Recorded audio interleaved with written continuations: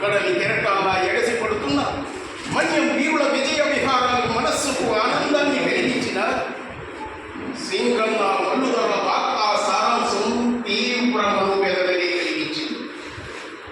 ఈరోజు వీరు రణరంగ సూర్యుడు అయిన మహావీరులందరూ మట్టిలో కలిసిపోయారు. సాయుధ పోరాటానికి పునాది రాళ్ళ వంటి వీరులందరూ వీర స్వర్గాన్ని అలంకరించారు.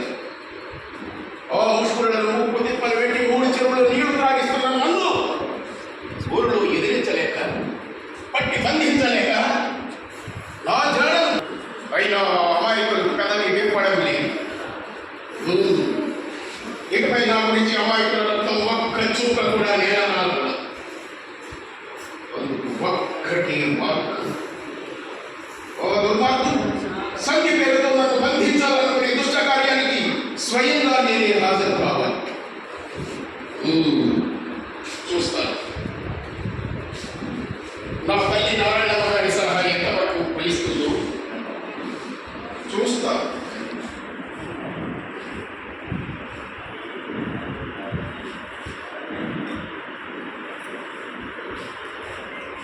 అమ్మా జగన్న, ఆ మధ్య ప్రజల సంరక్షణ అభారాన్ని నీకే విడిచిపెట్టి సంగీతం పెట్టిన తల్లి వాళ్ళని చల్లగా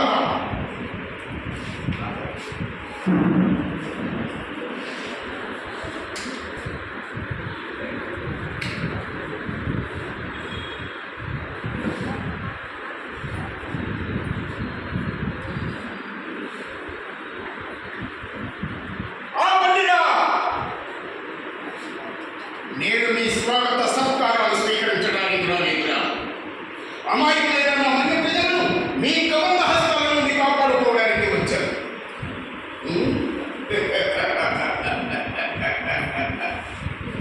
సంధికై పిలిచారు. మంది మాటలన్నీ మందుగుడు సామగ్రిని మోడలు దాచిపించారు. ఇదే నా సంధి, ఇదే నా సమస్య పరిష్కారానికి మార్గం. నీచులారా, కుతంత్రాలు, మీరు చేస్తున్న నేరాలు ఘోరాలు నాకు బాగా తెలిసా.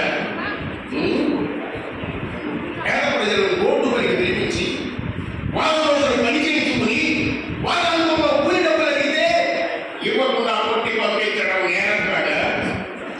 ఇదే అన్యాయమని నోరు తెచ్చి అడిగిన వాళ్ళు చెట్లకు కట్టేసి నిర్దాక్షిణ్యంగా కాల్చి చంపడం ఘోరం కాదా? పశువులు వేసి పంచెలు భూములకు పెంచలు వేయించడం నేరం కాదా? పసిపిల్లలకు సైతం పాలు పట్టనివ్వకుండా